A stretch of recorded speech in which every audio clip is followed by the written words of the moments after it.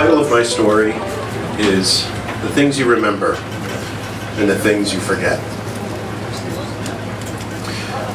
The first thing I remember is screaming, my own screaming. In the room where my crib was, at the foot of the crib, there was a picture of a clown on the wall. I hate clowns. And I remember I had a nightmare that this clown, this sort of head bent to the side and this evil, demonic grin on its face, was coming out, one hand on each side of the picture, from inside coming out, and then one big, huge clown shoe stepping out of the frame onto the ground, and this immense giant of a clown just came and started looming over my crib, and its devilish painted on grin coming into my face, and I just knew I was going to get eaten by this clown. And I started screaming. And I woke up, and nobody came. I grew up in a home where I was never held as a kid. I was never told I was loved. I really didn't have a great childhood in a lot of ways. That's not really what this story is about in too great detail. There's lots of stories I can tell about my parents some other time. But one of the next things I remember is when I was about 5 years old or so. I don't know, maybe some of you remember there was a volcano that erupted in Washington right about 1980. It's called Mount St. Helens. When I was in kindergarten, my nickname was Mount St. Anderson, because the temper tantrums that I had were so eruptive and violent and destructive that I actually put the other kids around me at risk, and the teachers at risk too. There was just, I had learned at a very early age not to have temper tantrums at home, because if my mom would out tantrum me. So really, it was only when I started going to school that I was in a place where people started paying attention to me, and I just didn't have any real social skills. And anytime I would want to play with somebody, or if somebody took a toy away from me, or something happened that I didn't like, it was just, there was all this rage and anger that came flying out of me, and there was no off switch. The school eventually told my parents that if I was going to stay in school, that something had to be done. And I remember that I eventually wound up in group therapy at 5 years old at the County Psychiatric Hospital, Bergen Pines, which is in Bergen County, New Jersey.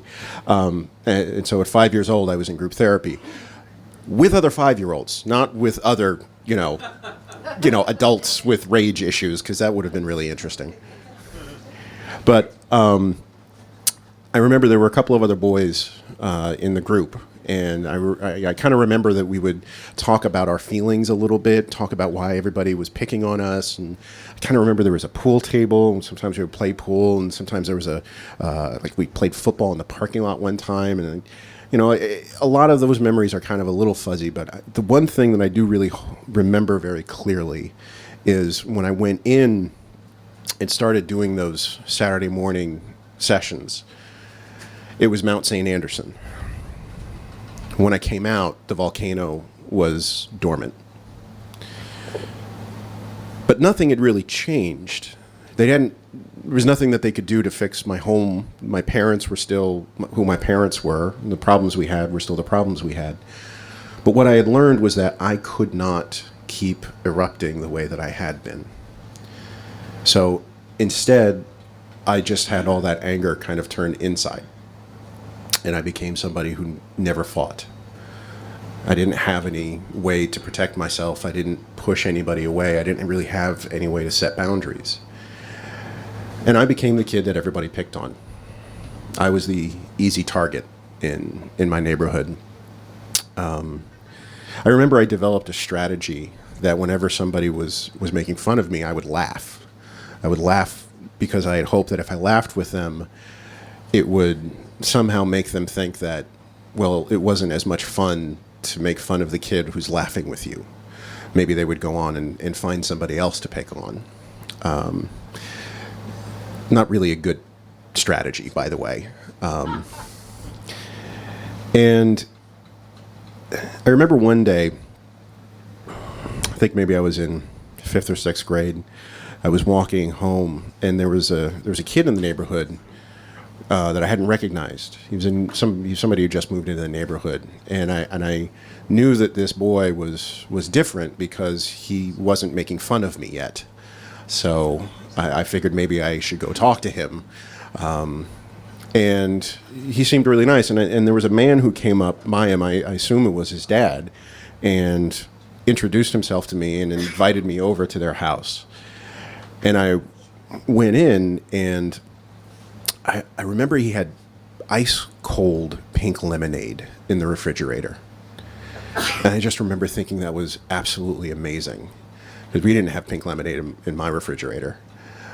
And I remember the house was was cleanish, certainly a lot better than my house. My mom was a hoarder, and my house was truly a disaster zone. I mean, literally a disaster zone. When my parents finally moved out, it took dumpsters, multiple dumpsters, to get rid of all of the trash that was inside. And I just remember I would start spending time over at this man's house and start, hanging out with the kid. And it really felt like for the first time in my life, there was an adult who was paying attention to me. Because we'd have these amazing conversations, and he would always listen, and he would seem really interested in what I had to say.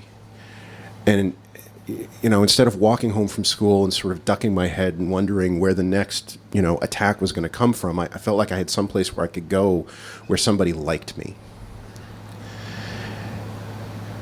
And I remember one day I went over there, and one of the things we talked about all the time was WWF wrestling, because this was back in the day when Hulkamania was running wild, Sergeant Slaughter and Jimmy Superfly Snuka coming off the top turnbuckle, and and that was the stuff that boys were really into back in the day, and we would talk about that all the time. And I remember one time I went over, and the man asked me if I wanted to wrestle with the boy, WWF style. And I remember thinking that seemed a little weird. I didn't really understand what that meant. So I was like, well, what does that mean? He's like, like WWF style, like you see on the TV, in your underwear. And I remember thinking, this just seems weird. But the boy really didn't seem to object, and went into his bedroom and took his pants off. And so I kind of figured, well, I guess it's okay. And we walked into the room and we wrestled, and I have this memory of him standing in the doorway with a camera taking pictures. I'm not really sure how much time elapsed between that memory and the next one, but I remember one time I went over, and there would be times every now and again when the boy wasn't there. I assume it was probably maybe it was a joint custody thing or something, but it wasn't uncommon for me to go over there with just the man there and not the boy. And I went in this one day, and the boy wasn't there. And I remember the man looked at me and he asked me if I wanted to wrestle with him, WWF style. And my stomach sank. And I knew in that moment something was really wrong. But the volcano was dormant. I had no way of knowing how to say no. All I knew how to do was to go along, because that's how I had survived.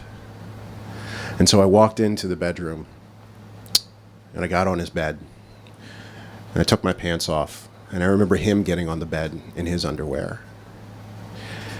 And I remember there was an air conditioner in the window, and I turned my head, and I went into the air conditioner. And that was how I got through. I swear if I could hear the sound of that air conditioner today, I would recall it perfectly. I know now what I did was called dissociate. I left my body, literally. I don't remember clearly too many things after that. There's a whole stretch of my childhood that's kind of fuzzy. It's very common for trauma survivors. But it is interesting, the things that I do remember. And I remember some things extraordinarily clearly. I can take you to the house where that man lived. It's on State Street. It's 2 streets over from Jersey Avenue, which is where I grew up.